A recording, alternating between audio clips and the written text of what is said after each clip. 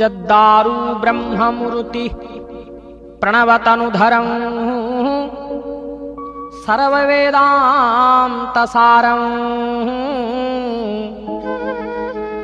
भक्तानां कल्पवृक्ष्यं भवजलतरणिः सर्वतत्त्वानुतत्त्वं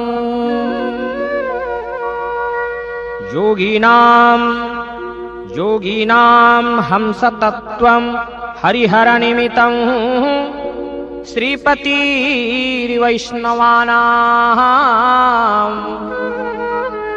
शैवानां भैरवाक्ष्यं